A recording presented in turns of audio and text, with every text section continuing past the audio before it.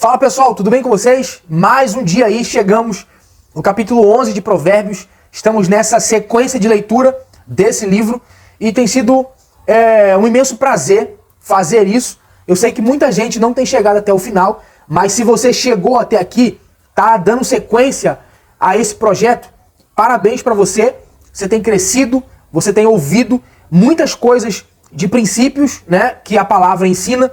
Então, parabéns para você, tá? Curta esse vídeo, comenta aqui o que você está achando de interessante. Você tem alguma dúvida? Deixa aqui nos comentários, vou fazer o possível para responder a todos vocês, tá certo? E se não é inscrito no canal, já se inscreve aí para ajudar a gente a bater 1000 inscritos. Estamos chegando lá, tá certo? Então, compartilha esse vídeo com outras pessoas também. Isso vai ajudar muito o canal a crescer, tá? Vamos lá, gente. Pega a sua caneta aí. Eu sempre falo isso em todos os vídeos. Mais vale um X na Bíblia do que uma mente vazia. Então grifa a sua Bíblia. É importante que você marque, anote algumas coisas, tá? Isso é muito importante. Vamos lá. Capítulo 11 de Provérbios, verso 1. Ele já começa dizendo assim, ó. Balança enganosa é abominação para o Senhor, mas o peso justo é o seu prazer. O que seria aqui balança enganosa? Aqui está falando de uma relação financeira que você tem com o próximo, né? Então você não pode ser injusto, querer tomar vantagem sobre a vida de alguém, quando você vê uma oportunidade de fazer isso. Então você tem que ser extremamente justo, correto, né? Então Deus, ele odeia, tá, a balança enganosa. Deus odeia a mentira, Deus odeia a falsidade, Deus odeia a falcatrua. Deus odeia quem quer passar a perna nos outros. Então, a balança enganosa é abominação ao Senhor. Deus odeia isso. Agora, o peso justo é o seu prazer. Você precisa fazer o bem, você precisa ser honesto, você precisa ser justo naquilo que você faz, nos seus acordos, né? Se você tem algo a fazer com o próximo, se vocês combinaram alguma coisa, tem que ser algo que vai ser justo para os dois. Não pode haver engano nessa transação. Tá certo? Então, Deus odeia a balança enganosa. Verso 2. Vindo a soberba, virá também a afronta. Mas com os humildes está a sabedoria. Verso de número 3. A sinceridade dos sinceros os encaminhará, mas a perversidade dos desleais os destruirá. Verso 4. Não aproveitam as riquezas no dia da ira, mas a justiça livra da morte. Então, a pessoa que pensa só em riqueza, ela no dia da ira, a riqueza não vai lhe salvar, né? Mas se a pessoa for uma pessoa justa, quando chegar no dia da ira, a justiça vai te livrar da morte. Então, por isso que a gente deve sempre ter essa orientação para que andemos no caminho de justiça, tá certo? Isso aqui é importante demais pra gente. Então grifa aí a sua Bíblia aí, tá? Verso 5. A justiça do sincero endireitará o seu caminho, mas o ímpio, pela sua impiedade, cairá. Verso 6. A justiça dos virtuosos os livrará, mas na sua perversidade serão apanhados os iníquos. Verso 7. Morrendo o homem ímpio, perece a sua expectação, e a esperança da iniquidade perde-se. Verso 8. O justo é libertado da angústia e o ímpio fica em seu lugar. O que ele está dizendo? Que o justo, ele é livre da angústia. Todos aqueles que são justos diante de Deus, eles são livres da aflição. Eles são livres da angústia. Só que, ao mesmo tempo, ele vai dizer, e o ímpio fica em seu lugar. Ou seja, pelo contrário, o ímpio, ele já sofre as angústias. Ele já sofre coisas que o justo não passaria por isso. Então, por isso que é importante a gente atentar para isso e ser extremamente correto, ser extremamente justo, andar em conformidade com os princípios de Deus. Verso de número 9. O hipócrita, com a boca, danifica o seu próximo, mas os justos são libertados pelo conhecimento. Verso 10.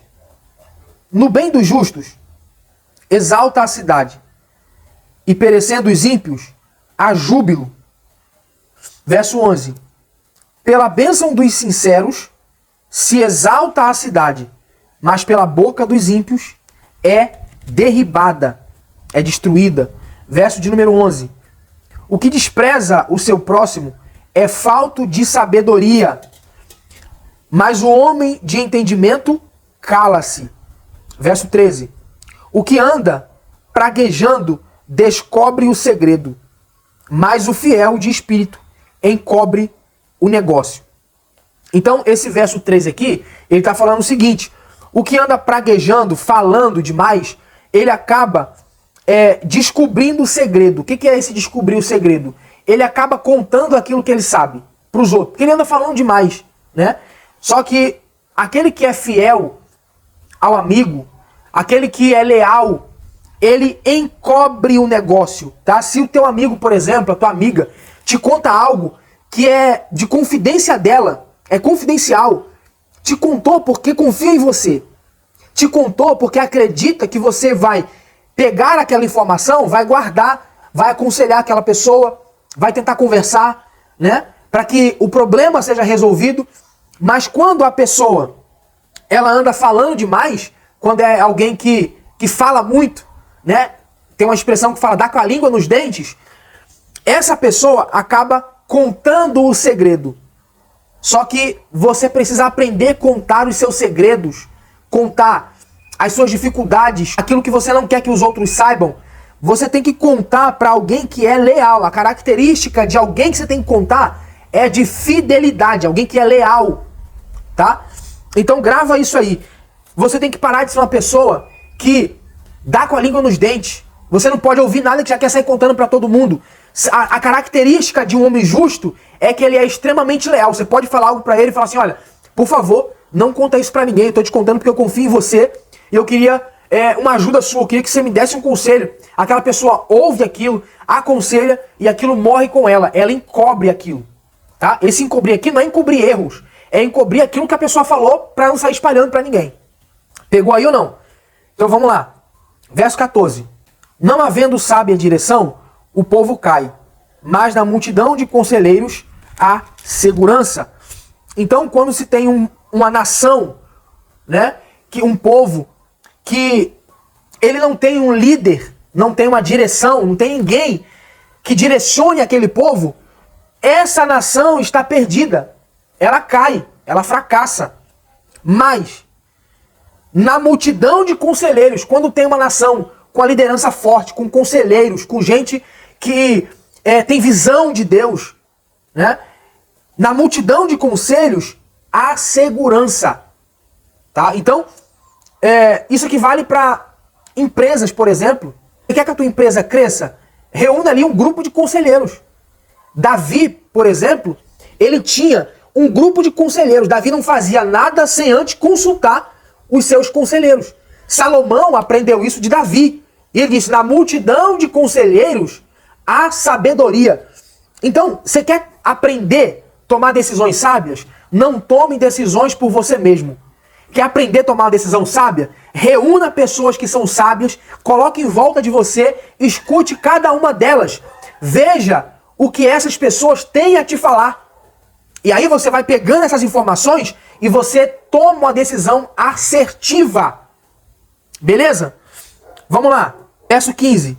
De certo, sofrerá severamente aquele que fica por fiador do estrangeiro. Esse verso 15 agora que nós vamos ler, é um verso que você precisa atentar para isso aqui. Olha o conselho para você não entrar em nenhuma enrascada. Olha só. Ele diz assim, ó, de certo, sofrerá severamente aquele que fica por fiador do estranho. Mas o que aborrece a fiança, esse está seguro. O que é ser fiador? O que é ser fiador? Você precisa ser inteligente. Fiador eu pego alguém que eu não conheço, que eu conheci agora, por exemplo, essa pessoa fala, me empresta o seu nome, me empresta o seu cartão, tira alguma coisa para mim no seu nome. E você se coloca como fiador, você vai lá na loja, você vai lá em alguém que tem aquilo que a pessoa quer e fala, olha, pode vender para ela, porque se ela não pagar, eu pago. Você está entrando numa furada, meu amigo. Você está entrando numa furada. Olha o que o proverbista vai dizer. Aquele que fica por fiador do estranho, ele vai sofrer severamente. Você vai se lascar. É isso que o provérbio está dizendo. Não empreste o seu nome para ninguém. Ah, mas é da minha família. Ah, mas fulano me pediu. Se fulano fosse tão bom assim, o nome dele estaria limpo. Se ele sujou o nome dele, não vai sujar o seu? Presta atenção, rapaz. Abre a tua cabeça, abre a tua mente. Se o fulaninho, se a fulaninha sujou o nome dela, sujou porque ela não tem domínio nas finanças. Sujou o nome dela porque ela não tem controle financeiro e quer sujar o seu também. Então, se você emprestar o seu nome, se colocar como fiador, você vai se lascar. É isso que está dizendo. Então, ó, de certo sofrerá. Você quer sofrer? Empreste seu nome. Tá certo? Se você quiser sofrer, e ele está dizendo aqui, ó, não é só sofrer, é sofrer severamente. É algo acentuado. Você quer sofrer muito? Empreste o seu nome. Fique por fiador de alguém que dá a chave. Você quer viver bem? Você quer viver sem estresse nas suas finanças? Não se coloque como fiador de ninguém. Tá certo? Aprenda isso. Aprenda com Salomão. Isso aqui é um conselho de 3.000 anos. 3.000 anos. E você acha que você é esperto o suficiente para confiar em todo mundo, para emprestar o seu nome? Pelo amor de Deus, faça-me um favor. Abra os seus olhos. Isso aqui é um conselho prático. É só aplicar, cara. É só aplicar que vai dar certo. Vai dar certo. É só dizer não. Você conhece a palavra não? Porque a pessoa vem pra você, vem com uma conversa mole. Não, porque eu tô precisando. Não, eu tenho tantos filhos, meu filho tá passando. Cara, faz o seguinte. Se você tiver como ajudar, pega o dinheiro e dá. Pra você não arrumar problema, não arrumar confusão, não perder a amizade, é melhor que você dê de fato o dinheiro. Né? É melhor que você dê sabendo que você vai perder, porque você vai perder. Tá certo? Então isso aqui é um conselho, tá? Conselho fundamental para você não cair em rascada, beleza? Verso de número 16, vamos lá. A mulher aprazível guarda a honra, como os violentos guardam as riquezas. Verso 17.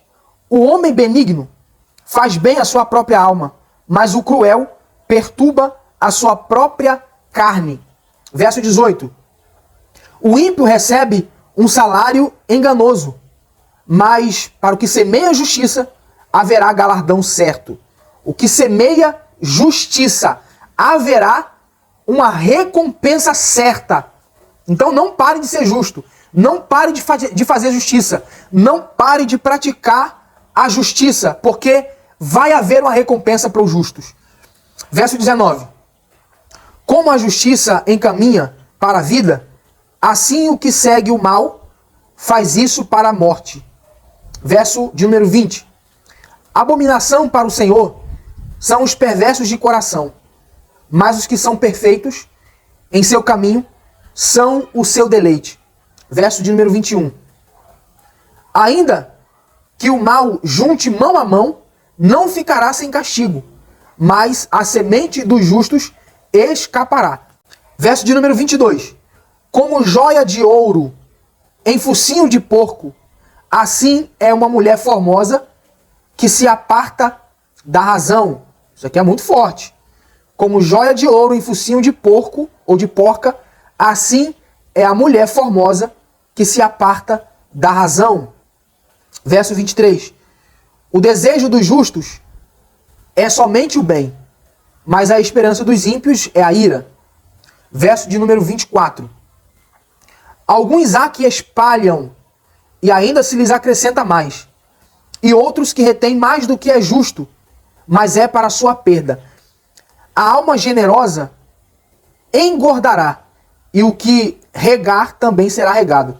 Gente, isso aqui, Provérbios capítulo 11, verso 24 e 25, é um princípio financeiro importantíssimo. Você quer aprender finanças de verdade? A Bíblia ensina. Então para de, porque a Bíblia, eu não sou crente. Quem disse que a Bíblia é só para crente, rapaz? Quem foi que disse que a Bíblia é só para crente? Isso aqui é um princípio milenar. Entendeu? Isso aqui é um princípio milenar. Então, eu vou te ensinar aquilo que deu certo há 3.000 anos. Salomão já aplicava isso aqui. Por que você acha que Salomão ele foi o homem mais rico do mundo? Antes dele não houve ninguém, depois dele também nem haverá ninguém como Salomão. Isso aqui são princípios dados pelo homem mais rico do mundo. Qual é o princípio? Preste atenção o que Provérbios capítulo 11, verso 24 e 25 vai dizer. Eu vou interpretar para você. Olha só. Alguns há que espalham. Espalhar aqui é dar, é doar, tá? E ainda lhes acrescenta mais. Ou seja, alguns que doam, que ofertam, que recebem algo de Deus e distribui também uma parte do que ele ganhou com o seu próximo. Essa pessoa que faz isso, ela é acrescentada. Presta atenção nisso. Isso aqui é um princípio de generosidade. Alguém que entende que recebeu de Deus o suficiente e ele entrega isso para alguém, essa pessoa, ela é generosa. E quando alguém é generoso, Deus retribui. Pegou aí ou não? Aí ele vai dizer, ó. Mas o que retém, mais do que é justo, olha isso, é para a sua perda. Aquele que retém mais do que lhe é justo é para a sua perda. Então, a pessoa que é mão de vaca, que não ajuda ninguém, que não contribui com ninguém, que não vê a dor do próximo, não entende que Deus lhe deu o suficiente para que ele compartilhe com alguém, essa pessoa, ela tem perdas na sua vida. De que forma? Aí você não entende. Por que que as coisas quebram na sua casa? Você comprou um negócio novo, já quebrou, você conserta. Vai pro conserto, já é um dinheiro, você fala, como assim? Eu não podia fazer isso, estou gastando além do que eu posso. É porque você não é generoso. E aí, quando você não compartilha, quando você não dá aquilo que você deveria dar, porque tem uma parte que a gente recebe, que a gente tinha que doar isso. E quando a gente não faz, isso sai da gente, querendo a gente ou não, para outras coisas. Aí você gasta com remédio, aí você gasta com o filho que está doente, aí você gasta com a mãe que passou mal, aí você gasta com isso, com aquilo. Aí as coisas da sua casa começam a quebrar, você... Enfim, muitas coisas acontecem. Porque você não entendeu o princípio da generosidade. Agora, olha isso aqui. Verso 25. A alma generosa prosperará. Meu irmão, quem está dizendo isso aqui é o homem mais sábio do mundo, que já pisou aqui. Tá? A alma generosa prosperará. E o que regar também será regado. O que é isso? O que é regar? É você plantar na vida de alguém, é você pegar aquilo que Deus te deu, uma parte disso, e você regar, você derramar isso sobre a vida de alguém, ser generoso com alguém. Quando acontece isso, a prosperidade ela começa a vir sobre a sua vida. Então, a prosperidade, gente, ela vem de diversas formas. De diversas formas. E uma delas é sendo generoso. Deixa aqui nos comentários agora. Você tem sido uma pessoa generosa? Sim ou não? Deixa aí nos comentários, Arthur. Eu falo a verdade. Eu não tenho sido alguém generoso, não. Mas a partir de hoje eu entendi esse princípio, caramba. E eu vou ser generoso, sim. Porque eu entendo que a Bíblia é verdadeira. Que todo homem seja mentiroso, mas a Bíblia é verdadeira. Então deixa aí nos comentários. Se você não é generoso, deixa aqui nos comentários, Arthur. Eu não sou generoso, tô falando a verdade. Mas a partir de hoje eu vou ser generoso. Deixa aí nos comentários que eu quero saber, tá bom? Vamos lá. Verso 26. Verso 26. Ao que retém o trigo, o povo o amaldiçoa. Mas bênção haverá sobre a cabeça do vendedor. O que busca ser do bem, busca favor. Mas ao que procura o mal, este lhe sobrevirá. Verso 28. Aquele que confia nas suas riquezas cairá, mas os justos reverdecerão como a rama. Meu amigo, isso aqui é extraordinário. Olha isso aqui, ó. Aquele que confia nas riquezas cairá. Você não pode ler isso aqui e entender, interpretar que você não pode ser rico. Negativo. Ele está dizendo que aquele que confia, que coloca a sua esperança na riqueza. Se você coloca a tua esperança, a tua fé na riqueza, você vai cair, você vai fracassar. Você vai ser destruído. Mas os justos reverdecerão.